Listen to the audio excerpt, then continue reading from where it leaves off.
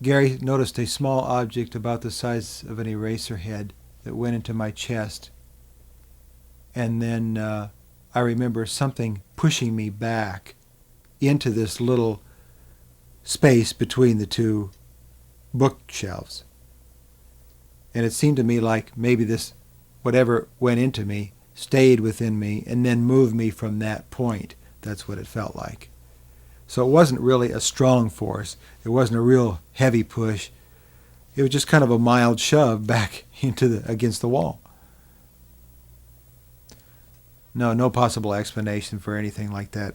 This was something that, kind of a remnant of the ghosts in San Pedro, and it followed us, the researchers. It followed us, and here we experienced all these strange kinds of things, and this was just one of those things that happened.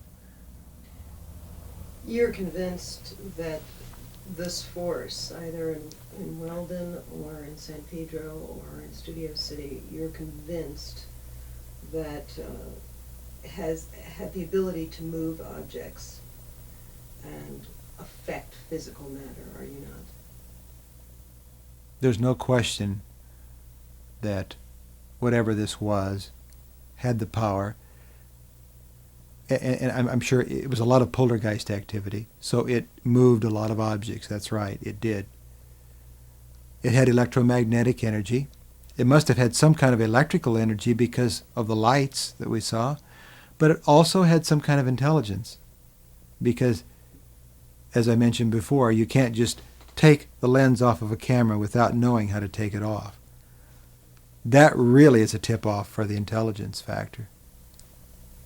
Do you possibly think that Jackie's ability, a psychokinetic or a telekinetic ability, might have caused any of this, or is that out of the question? It was a separate individual entity, separate from Jackie. No, well, I believe that this is connected with Jackie in some manner, yes, because the movement of objects, there's a term, psychokinesis, and a lot of objects were moved, and it's true that maybe some of the portions of that could have been her actually doing that, but I don't think in totality, no, it wasn't. I think we had something else that we were dealing with. She might have had some influence psychologically, but there was a certain point where she had no control, and this thing had all the control.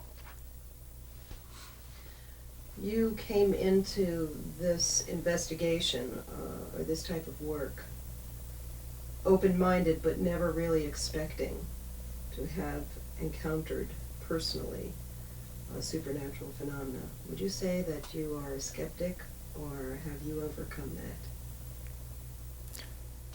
I don't know if I'd like to use the word skeptic, because then you don't believe anything. And I think I went into this thing believing a lot, and I had an open mind to it. It's just that none of this had ever happened to me before. And I never thought that it would ever happen to me at all. But it did happen. And the fact that it happened just clearly points out to me that real people can run into this sort of thing. There are 45 million Americans that have experienced some kind of poltergeist activity or some kind of type of ghost activity. So you know that there has to be something out there. Not all of them could be creating lies. How do you think this has changed your life on a day-to-day basis and in a broader scope as well? How do you think it's changed your life? It's changed my life in a sense that I think differently about the universe as a whole, I think. I know that there's something else out there, that maybe when people die, they don't move all the way on to where they can actually move on. They can get kind of caught, let's say, in the hallway. I always think of it like a hallway with like doors on either side, and somehow they don't make it to all the doors that they're supposed to. They get caught in the hallway. And those are the people that we experience when we go on these cases. It's actually, I think that real people in life, when they're transferred on, still stay the way they are. They they have the personality that they are. They don't change into something evil. Maybe if they were evil in life, they're going to be evil in that sense of the word too. They haven't quite moved on. Do you ever still experience or feel his presence around you?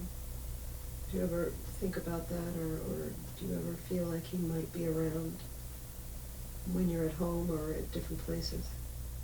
I really don't feel that this entity or haunting or ghost or spirit, whatever you want to call it, would actually harm me again. I feel it was like a one-shot deal. We happened to be opening the envelope where he was at a certain time in history. It happened, and it moved on. It faded away. I don't worry about it happening or this thing reoccurring to me again. No. But you're a believer now. I guess I'm a believer now. That's right.